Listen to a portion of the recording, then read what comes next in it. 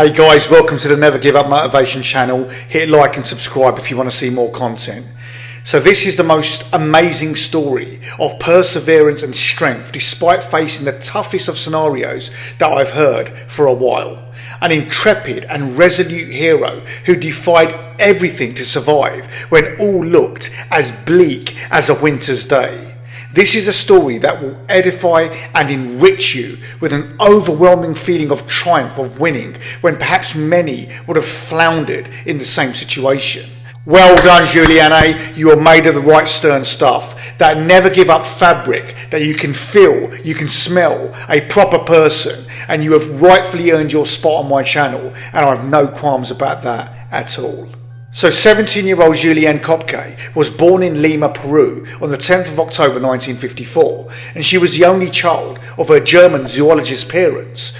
At the age of 14, she left Lima with her parents to establish the Panguana research station, which was founded by her parents in the Amazon rainforest, where she there learned survival skills amongst other life skills from her parents, just by virtue of her surroundings. However, her exam board required Juliana, who was now 17 years old, to go back to Lima to take her exams, and she duly complied. So they then started to plan their return trip to Panguana in the Amazon forest once she had taken her exams in Lima.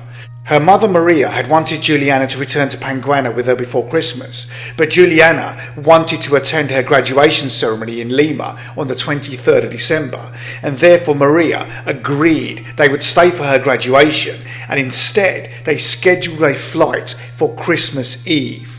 Prior to this, Juliana's father, Hans Wilhelm, had urged his wife to avoid flying with Lanza Airline due to its previous poor reputation and its poor air safety record. But around that busy time of the year, all flights were fully booked except for one with Lanza, and so they did not have a choice but to book this flight. So on the 24th of December 1971, Juliana flew on Lanza Flight 508 with her mother, and they boarded the flight to go to Panguana Biological Station in the Amazon rainforest.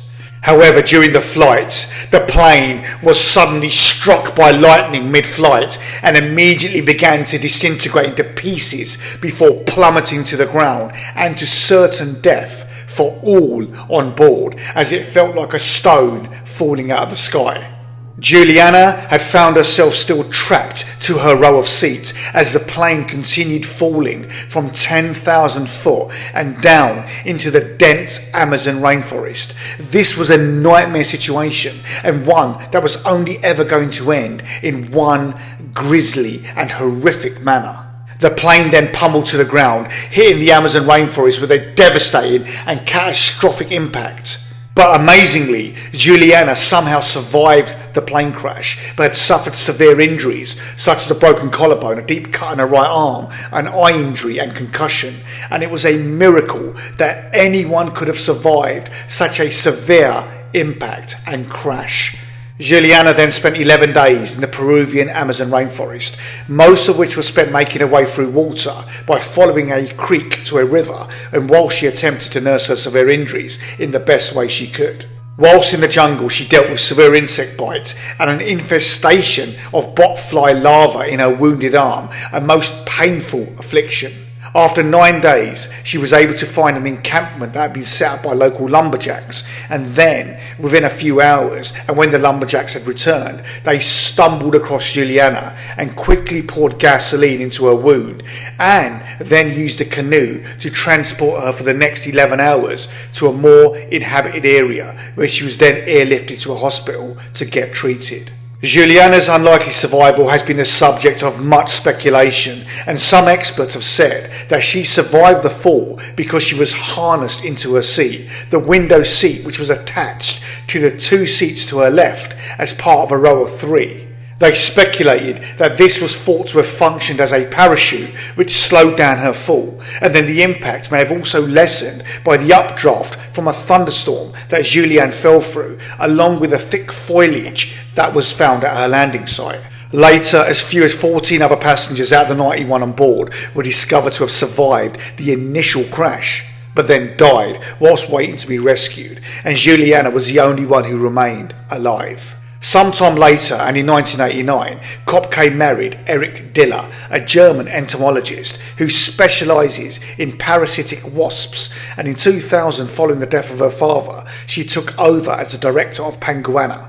Juliana later commented, "I had nightmares for a long time, for years, and of course the grief about my mother's death and that of the other people come back again and again. The thought, why was I the only survivor, still haunts me," she said. "It always will."